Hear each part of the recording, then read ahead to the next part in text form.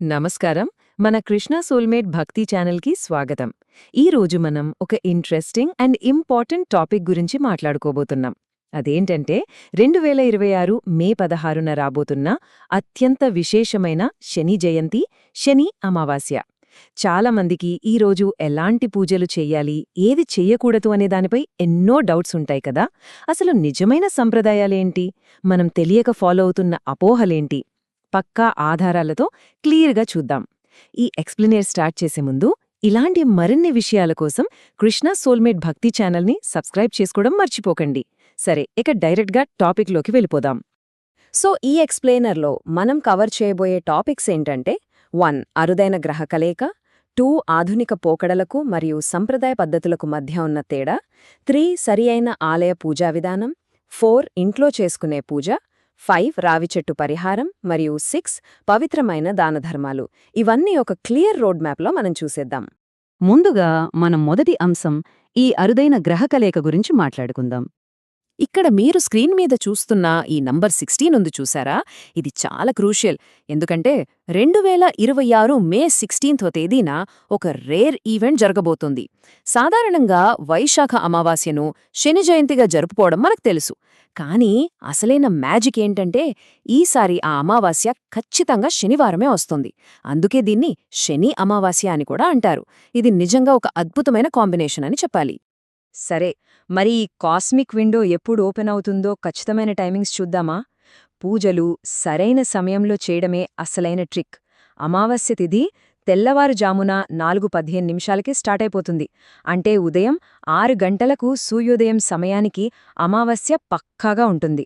So మన పూజలు ఉదయం 6 నుంచే మొదలుపెట్టుకోవచ్చు. ఇక ఇది మరుసటి రోజు అర్ధరాత్రి 1:57 వరకు ఉంటుంది. కాబట్టి ఈ టైంలో చేసే పూజలకు చాలా పవర్ ఉంటుందన్నమాట. నెక్స్ట్ మన రెండవ విభాగం ఆధునిక పోకడలు వర్సెస్ సంప్రదాయ పద్ధతులు. ఇది చాలా ఇంట్రెస్టింగ్ సెక్షన్ అండి. ఈ రోజుల్లో మనం తరచుగా చూస్తున్నాం కదా, టీవీ సీరియల్స్, సినిమాల ప్రభావం వల్ల చాలామంది శనిదేవుని విగ్రహాలను, ఫోటోలను ఇంట్లోనే పెట్టుకుని పూజలు చేసేస్తున్నారు. కానీ నిజానికి పాత రోజుల్లో అసలీ కల్చరే లేదు.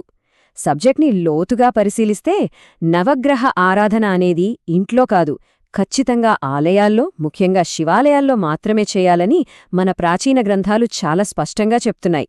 మూల గ్రంథాలలో ఉన్న ఈ కోట్ ఒకసారి గమనించండి. శనీశ్వరుడి విగ్రహాలను ప్రధాన దైవంగా ఇంట్లో ప్రతిష్ఠించి పూజించే సంప్రదాయం మనకు లేదు. అవును, మీరు విన్నది నిజమే. నవగ్రహాలలో కేవలం సూర్యభగవానుడిని మాత్రమే ఇంట్లో ప్రత్యక్ష దైవంగా పూజిస్తాం. కాని శనిదేవుణ్ణి పటంగా కాని విగ్రహంగా కాని ఇంట్లో పెట్టుకోకూడదు. టెంపుల్ వాతావరణమే ఆ పూజకు కరెక్ట్ ప్లేస్ అని మన సోర్సెస్ ఖచ్చితంగా వివరిస్తున్నాయి. మరి టెంపుల్కు వెళ్తే అసలెలా పూజ చేయాలి? అదే మన మూడవ విభాగం, సరైన ఆలయ పూజా విధానం. టెంపుల్కి వెళ్ళాక చాలామందికి ఎలా పూజ చెయ్యాలో ఒక క్లారిటీ ఉండదు కదా. గ్రంథాల ప్రకారం చూస్తే ప్రాసెస్ చాలా సింపుల్ అండ్ లాజికల్. స్టెప్ 1. ముందుగా నల్ల నువ్వుల నూనెతో తైలాభిషేకం చెయ్యాలి. స్టెప్ 2. మనసు లగ్నం చేసి 9 ప్రదక్షిణలు చెయ్యాలి. ఇక స్టెప్ 3 దగ్గరే చాలామంది పొరపాటు పడుతుంటారు. ప్రదక్షిణ అయ్యాక కాళ్ళు కడుక్కోకూడదు. ఇక ఫైనల్ స్టెప్ 4 ఏంటంటే నేరుగా వెళ్లి శివుడి లేదా ఆలయంలోని ప్రధాన దైవాన్ని దర్శించుకోవాలి. అంతే. అయితే ప్రదక్షిణలు చేసేటప్పుడు ఊర్కే తిరగడం కాదు. ఈ మంత్రాన్ని ఒకసారి చూడండి. ఆదిత్యాయచ సోమాయ మంగళాయ బుధాయచ గురు శుక్ర శనిభ్యశ్చ రాహవే కేతవే నమః. ఈ నవగ్రహ మంత్రాన్ని జపిస్తూ 9 ప్రదక్షిణలు చెయ్యాలి. దీనివల్ల మన మైండ్ ఎంతో ఫోకస్డ్గా ఉంటుంది. అలాగే భక్తితో చేయడం వల్ల గ్రహదోషాల ఎఫెక్ట్ కూడా చాలా వరకు తగ్గుతుందని పండితులు సూచిస్తున్నారు. ఇందాక నేను చెప్పిన పాయింట్ని మళ్ళీ ఒకసారి స్ట్రెస్ చేస్తున్నాను. అదేంటంటే నవగ్రహ ప్రదక్షిణ తర్వాత ఎట్టి పరిస్థితుల్లోనూ కాళ్ళు కడుక్కోకూడదు. చాలామంది టెంపుల్లో తెలియక ప్రదక్షిణ అవ్వగానే నీళ్లతో కాళ్ళు కడుక్కుంటారు. కాని శాస్త్రాల ప్రకారం అలా చేస్తే ఆ ప్రదక్షిణ వల్ల వచ్చిన పుణ్యమంతా అక్కడే నీళ్లతో పాటు పోతుందట. సో ప్రదక్షిణ పూర్తి కాగానే ఏమాత్రం కాళ్ళు కడుక్కోకుండా నేరుగా మెయిన్ టెంపుల్ లోపలికి వెళ్లటమే అసలైన పద్ధతి. సరే, మరి టెంపుల్కి వెళ్లలేనివాళ్లు లేక ఇంట్లోనే పూజ చేసుకోవాలనుకునేవాళ్లు ఏం చెయ్యాలి? అదే మన 4వ విభాగం. ఇంట్లో చేసుకునే పూజ. ఇంట్లో శనిదేవుడి విగ్రహాలు పెట్టుకోకూడదు అని చెప్పుకున్నాం కదా, మరి దోష నివారణ ఎలా? దానికి మన ట్రెడిషనల్ టెక్స్ట్ కొన్ని అద్భుతమైన ఆల్టర్నేటివ్స్ ఇచ్చాయి. మీరు వెంకటేశ్వర స్వామికి బియ్యపు పిండి దీపాలు వెలిగించవచ్చు, లేదా ఇంట్లో పరమశివుడికి పంచామృతంతో గాని నవధాన్యాలతో గాని అభిషేకం చేయొచ్చు. ఇంకా బెస్ట్ రెమెడీ ఏంటంటే హనుమంతుడికిష్టమైన హనుమాన్ చాలీసా పఠించడం. ఇది గ్రహదోషాలకు ఒక పవర్ఫుల్ సొల్యూషన్ అని మూలాలు వివరిస్తున్నాయి. అయితే పూజ ఒకటే కాదు, ఆ రోజు మన లైఫ్ స్టైల్, క్రమశిక్షణ కూడా అంతే ఇంపార్టెంట్ అండి. ఖచ్చితంగా సాత్విక ఆహారమే తీసుకోవాలి, నాన్ వెజ్ అస్సలు ముట్టుకోకూడదు.